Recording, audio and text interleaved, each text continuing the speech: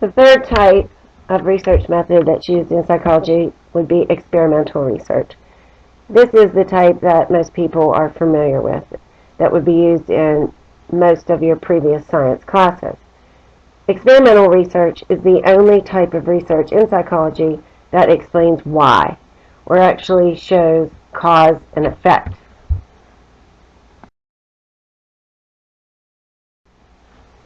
The independent variable in experimental research is what is being manipulated. What are you doing to someone?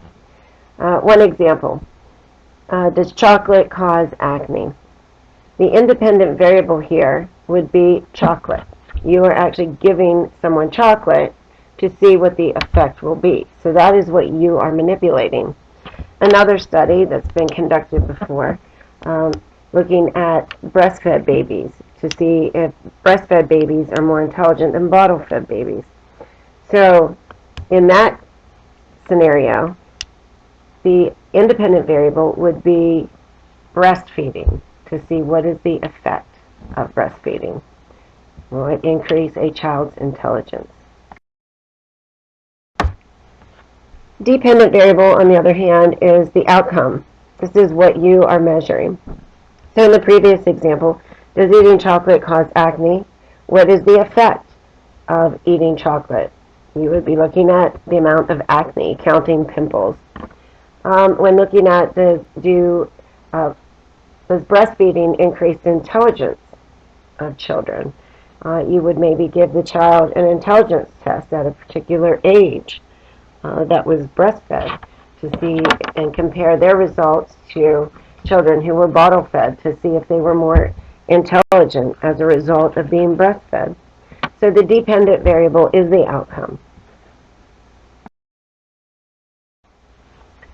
Confounding variables are things that could interfere with the study, things that you would have to think about beforehand and would need to remain constant for all participants. For example, they would all have to eat the same type of chocolate, the same amount of chocolate, the same brand of chocolate. You would also need to make sure their diets were the same. They were all eating the same food other than the chocolate to eliminate the possibility of acne being due to other foods such as fried or fatty foods. Your participants would need to have the same skin type. You couldn't compare an acne or outbreak in someone with oily skin versus someone who has dry skin. Another example, your participants would need to be roughly the same age.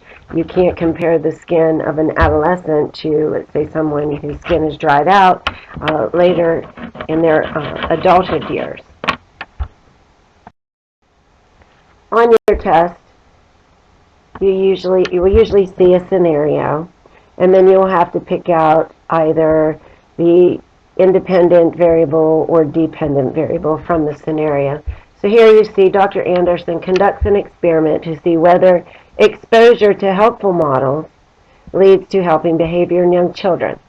Of the 40 girls and boys in the study, half are exposed to helpful models, while the other half watch the same models, not engaged in helpful or helping behavior. In this experiment, what is the dependent variable? So what are you measuring?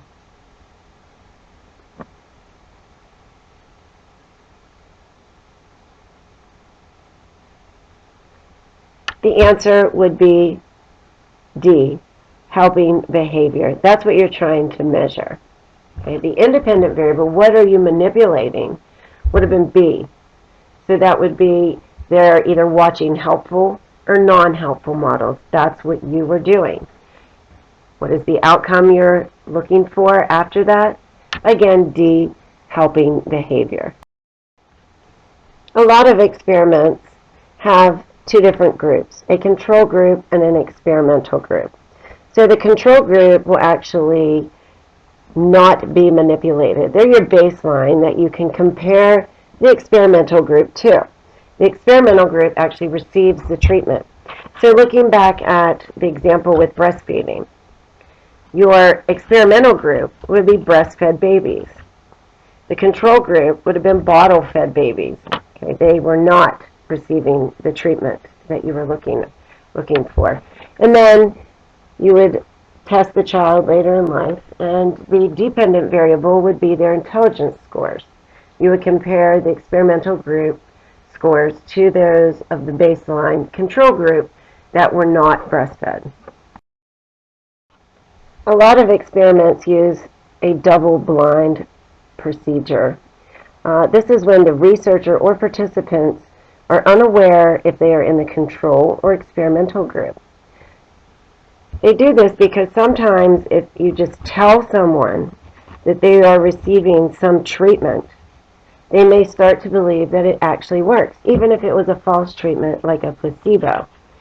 So, for example, especially when you're using medication, let's say I tell you that I'm experimenting with this new drug I found that causes you to feel less stress. It decreases anxiety. Okay? Sometimes just giving you a pill, even if it's a sugar pill or a placebo, you may start to feel less anxiety as a result of that, kind of mind over matter. And that is the placebo effect. And that's why a lot of researchers will use the double blind. They don't tell people what group they're in. Everyone just assumes they're receiving a treatment. And then they can compare that control to the experimental group and looking at the results to see if it actually did work. This is an excellent link to a video that shows the placebo effect really well.